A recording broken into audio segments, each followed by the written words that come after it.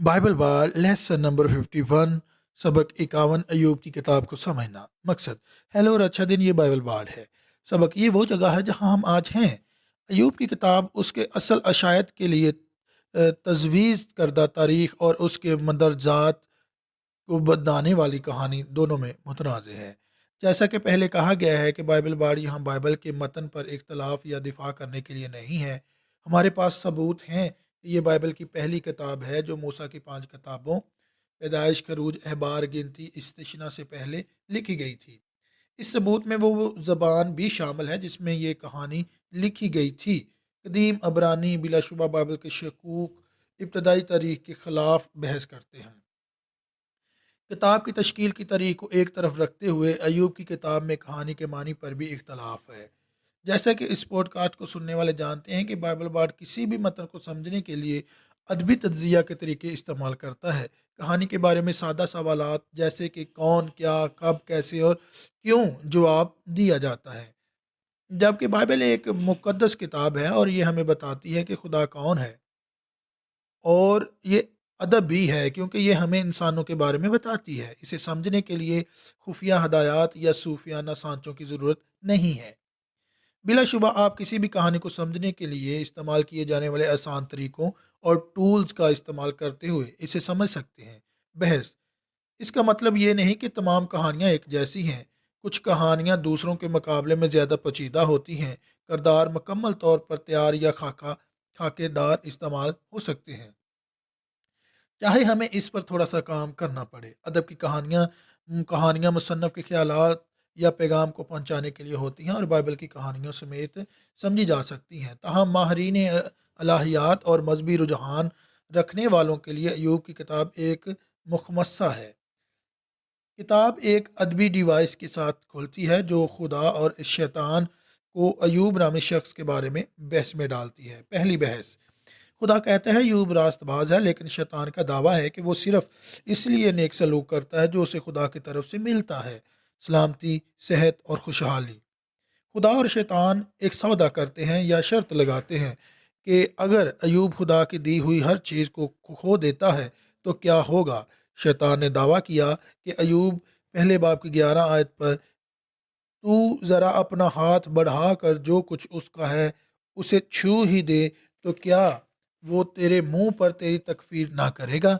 खुदा शर्त लगाता है पर फिर मंजर ज़मीन पर मुंतकिल होता है जहाँ 4 तबाह कुन ज़रबों के सिलसिले में शैतान अयूब की चीज़ों पर हमला करता है।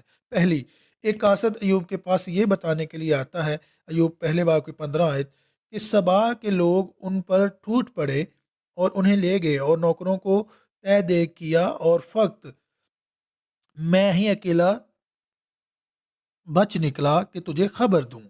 दूसरा, एक दूसरा कासद यूब को बताता है, यूब पहले बाब की 16 आयत, वो अभी ये कह ही रहा था कि एक और भी आकर कहने लगा कि खुदा की आग आसमान से नाजल हुई और बेड़ों और नौकरों को जलाकर भस्म कर दिया और फक्त मैं अकेला बच निकला कि तुझे खबर दूं। अगला कासद ये कह कर आता है, यूं पहले बाब की 17 आयत, वो अभी ये कह ही रहा था कि एक और भी आकर कहने लगा कि कसदी 3 गोल होकर ऊंटों पर आ गिरे और उन्हें ले गए और नौकरों को तय दे किया और फक्त मैं ही अकेला बच निकला कि तुझे खबर दूं। आखिरी कासद आता है और बताता है कि यूं पहले बाब की 18 आयत, वो अभी ये कह ही रहा था कि एक और भी आकर कहने लगा कि तेरे बेटे बेटियां अपने बड़े भाई के घर में खाना खा रहे और मैं नौशी कर रहे थे और देख बियाबान से एक बड़ी आंधी चली और उसके घर के चारों कोनों पर ऐसे जोर से टकराई कि वो उन जवानों पर घिर पड़ा और वो मर गए और फक्त मैं ही अकेला बच निकला कि तुझे खबर दूं। और यूब ने कहा, यूब पहले बाब की 21 आयत, और कहा, नंगा मैं अपनी माँ के पेट से निकला और नंगा ही वापस जाऊंगा। खुदावन ने दिया और खुदावन ने लिया, खुदावन का नाम मुबारक हो। लेकिन इस दौरान अयूब ने खुदा पर गलत इल्ज़ाम लगाकर गुनाह नहीं किया। अयूब पहले बाब की 22 आयत, इन सब बातों में अयूब ने ना तो गुनाह किया और ना खुदा पर बेजा काम का ऐब लगाया। ये पहला दौर खुदा के पास जाता है।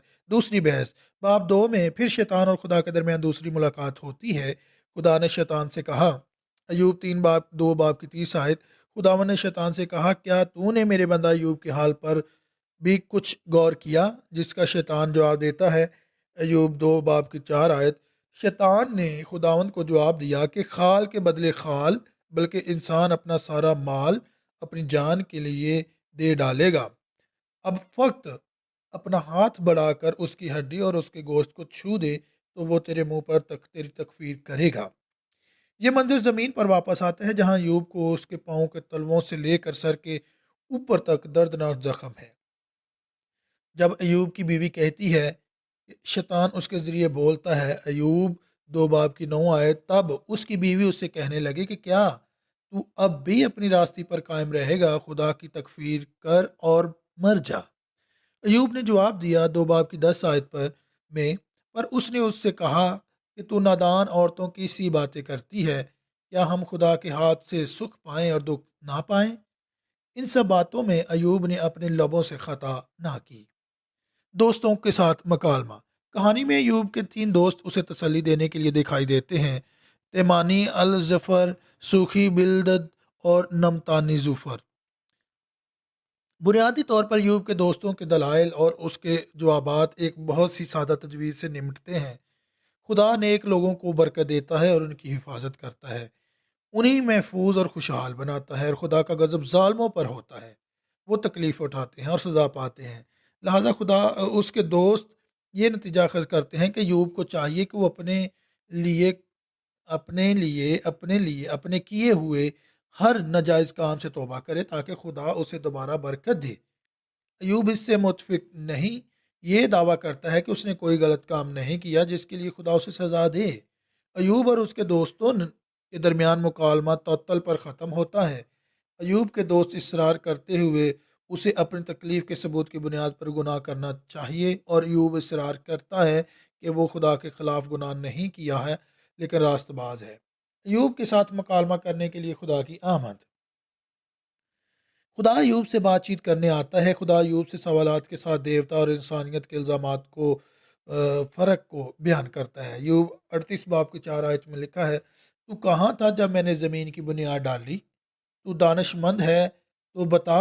خدا اپنے علم اور ایوب کے علم کے درمیان فرق پر بحث کرتا ہے۔ تب ایوب نے آخر میں جواب دیا، ایوب 42:2 میں جانتا ہوں کہ تو سب کچھ کر سکتا ہے اور تیرا کوئی ارادہ رک نہیں سکتا۔ ایوب 42:5-6 میں نے تیری خبر کان سے سنی تھی، پر اب میری آنکھ تجھے دیکھتی ہے، اس لیے مجھے اپنے آپ سے نفرت ہے اور میں خاک اور راکھ میں توبہ کرتا ہوں۔ کتاب کا اختتام اس بات پر ہوتا ہے کہ خدا ایوب کے اپنے 3 دوستوں کو قربانی پیش کرنے کے لیے بطور پادری مقرر کرتا ہے تاکہ خدا ان کے تبصروں کو معاف کرے۔ پھر خدا نے ایوب کی خوشحالی کو بحال کر دیا اور اسے پہلے کی نسبت دگنا دیا۔ خلاصہ، ایوب کی کہانی موسیٰ کی کتابوں سے پہلے آتی ہے۔ یہ انسانی تاریخ میں یہودی قانون سے پہلے اور عالمگیر پیدائش کے سیلاب کے بعد ایک ایسے وقت کی وضاحت کرتا ہے جب انسان ایسے ہی رہتے تھے جیسے وہ اب رہتے ہیں، کہ کچھ خدا کے علم کے ساتھ اور کچھ کے بغیر۔ ایوب اس زندگی میں دکھ اٹھاتا ہے حالانکہ وہ خدا کے ساتھ اپنے تعلق کے حوالے سے راست باز ہے۔ ہم دیکھ سکتے ہیں کہ اچھے لوگوں کے ساتھ بری چیزیں ہوتی ہیں اور ہم نہیں جانتے کہ کیوں۔ یہ کہانی سنانے والے کی ذہانت ہے۔ کتاب کا پہلا نقطہ یہ ہے کہ ایوب کے انسانی مصائب اور نقصان کے جوابات دانشمندانہ ہیں۔ خداوند نے دیا ہے، خداوند نے لیا ہے، خداوند کا نام مبارک ہے۔ اور کیا ہم خدا سے سکھ پائیں اور دکھ نہ پائیں؟ اور جب میرے اور آپ پر تکلیف آتی ہے تو ہمارا رویہ ایوب جیسا ہو۔ کتاب کا دوسرا نقطہ الہیوں کی طرف سے دی گئی وصائب کے متبادل وجہ میں بتایا گیا ہے کہ خدا کو کوئی پرواہ نہیں۔ خدا نے دنیا کو حرکت میں لایا ہے، نیکوں اور بدکاروں کے لیے اس کے قوانین چل رہے ہیں، لیکن خدا خود انسانی فکر میں سے دور ہے۔ ایوب کی کتاب پہلی کتاب سے لے کر مکاشفہ کی آخری کتاب تک یہ ہے کہ خدا اپنی تخلیق کے ساتھ گہرا تعلق رکھتا ہے۔ یہ کتنا مباشرت ہے جب ہم پڑھتے ہیں کہ یسوع لوگوں کے بارے میں کیا کہتا ہے۔ یوحنا 16:37 میں لکھا ہے، جو کچھ باپ مجھے دیتا ہے میرے پاس آ جائے گا، اور جو کوئی میرے پاس آئے گا اسے میں ہرگز نکال دوں گا۔ نتیجہ: یہ بائبل بار کے کام کرنے کا طریقہ ہے۔ مقصد تلاوت، قریب سے توجہ مرکوز، کوئی خلفشار نہیں۔ بائبل بار US@gmail.com پر کوئی سوال یا تبصرہ بھیجیں، اس کا جائزہ لیا جائے گا۔